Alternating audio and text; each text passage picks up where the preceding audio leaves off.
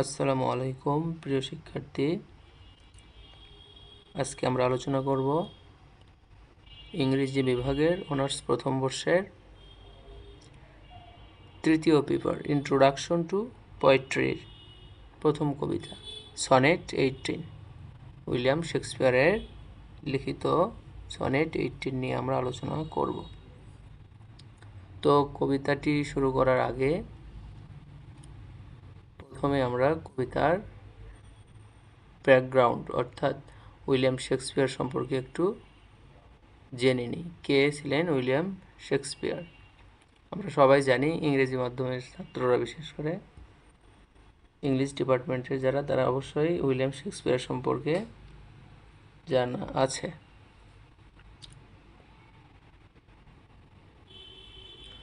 William Shakespeare জন্মগ্রহণ করেন।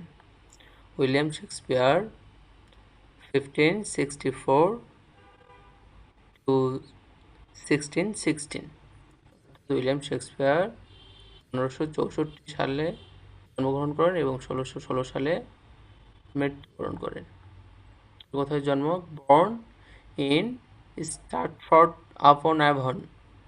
সে স্ট্রাটফোর্ডের আপন অ্যাভনে জন্মগ্রহণ করেন। সে কি actor and writer in London. একজন লন্ডনের নাট্য অভিনেতা এবং একজন রাইটার, লেখক। তার লিখিত wrote 37 plays and 154 sonnets। সে 37টি নাটক এবং 154টি সনেট লিখেছে। Sonnets composed between 1593 to 1601।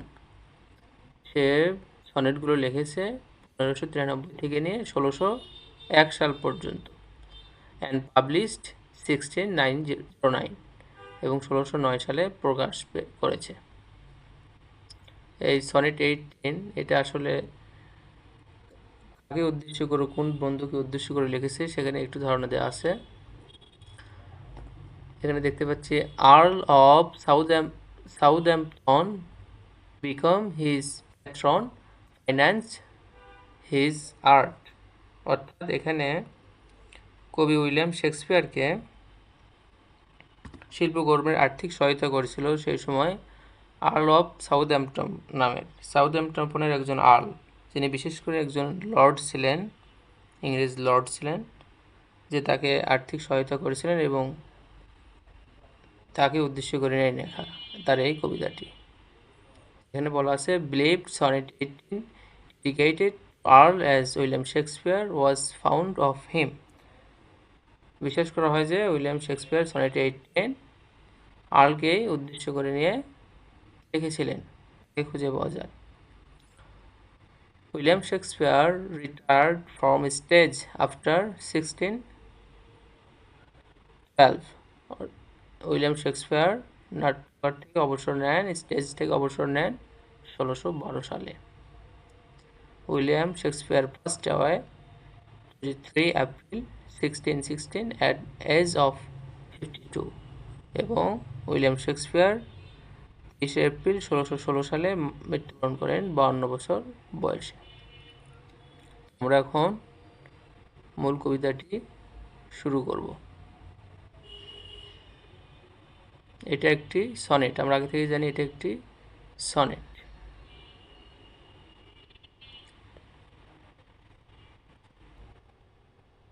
কবিতার প্রথম লাইনে বলেছে shall I compare thee to a summer's day. প্রথমে এখানে প্রশ্ন করেছে, কবিটি নিজেকে প্রশ্ন করেছে, আমি কি তোমাকে গ্রীষ্মের সাথে তুলনা করতে পারি, গ্রীষ্মের দিনের সাথে তুলনা করতে পারি। Shall I compare thee to a summer's day. এখানে দি মেন্স ইউ, এখানে দি মেন্স ইউ, আমি কি তোমাকে গ্রীষ্মের দিনের সাথে তুলনা করব।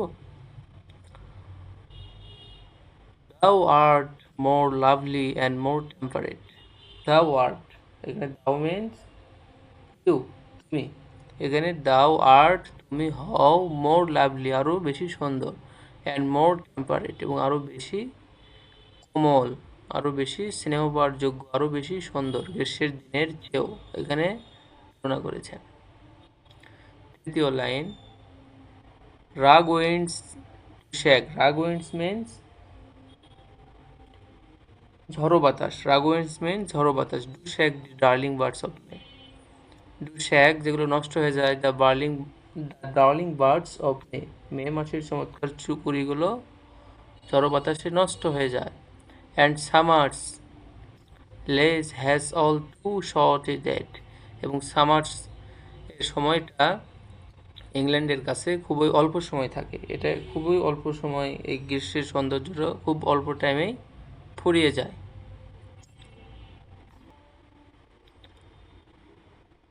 পঞ্চম লাইনে বলেছে, some time too hot the I of haven shines. Some time কিছু সময়, টু হট সূর্যের আলো কিছু সময় কি হয়, প্রখর গরম হয়। আই অফ হেভেন শাইন্স যেন স্বর্গের চক্ষুর সাথে তুলনা করা হয়েছে, স্বর্গ চক্ষুর মতো কিছু সময় খুবই গরম হয়।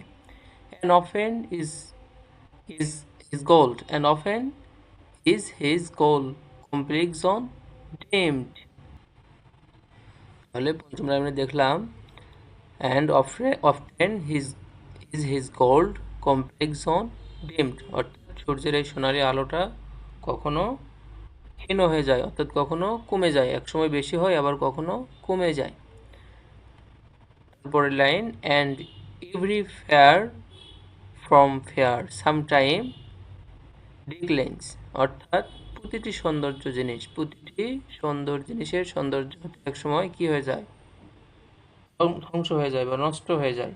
ডিক্লেন্স হয়ে যায়, একসময় ডিসলেন হয়ে যাবে, ধ্বংস হয়ে যায়। আমরা বুঝলাম সৌন্দর্য, প্রতিটি সুন্দর জিনিসেরই সৌন্দর্য একসময় ডিক্লাইন্স হয়ে যায়, অর্থাৎ ধ্বংস হয়ে যায়। By chance or nature's changing course untrimmed, এটা দৈবক্রমেও হয়ে যায় এবং প্রাকৃতিক নিয়মেও হতে পারে। এই ধ্বংসটা কি প্রাকৃতিক নিয়মে হয়ে যেতে পারে, আবার দৈবক্রমেও এটা হয়ে যায়। But the eternal summer shall not fade. Line, but the eternal summer shall not fade, কিন্তু তোমার শাশ্বত গ্রীষ্মকালীন সৌন্দর্য কখনো বিবর্ণ হবে না, কখনো ফ্যাড হবে না, মলিন হবে না।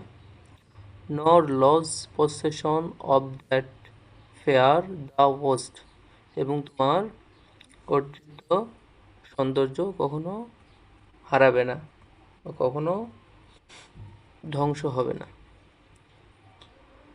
Nor shall death drag the wanderest in his shade, এবং মৃত্যু তোমাকে গ্রাস করার অহংকার করতে পারবে না। মানে তার মৃত্যু হয়ে গেলেও সেই মৃত্যু অহংকার করতে পারবে না গ্রাস করার, তার সৌন্দর্য নিয়ে গ্রাস করার অহংকার করতে পারবে না। When in eternal lines to time thou growest, এই কবিতার শাশ্বত লাইনগুলোই তোমাকে বেঁচে রাখবে। So long as men can breathe, ততদিন মানুষগুলো বেঁচে থাকবে, জন্মাবে। Or eyes can see, এবং তাদের চোখগুলো দেখবে। So long live this, এবং ততদিন এই কবিতার লাইনগুলো থাকবে। And this gives life to thee, এবং ততকালই তুমি বেঁচে থাকবে, জীবন হয়ে তোমাকে জীবন দেবে। ততদিনই এই কবিতা বেঁচে থাকবে, ততদিনই তোমাকে জীবন দেবে, তুমি ততদিন এই কবিতায় তোমাকে ততদিন জীবন দেবে, মানে তুমিও কখনো মরবে না, তুমি ইটারনাল হয়ে শাশ্বত থাকবে। এই ছিল কবিতা। আগামী ক্লাসে, এর পরবর্তী ক্লাসে এই কবিতার থিম, সামারি ও ফিগার অফ স্পিচ নিয়ে আলোচনা করা হবে। ধন্যবাদ।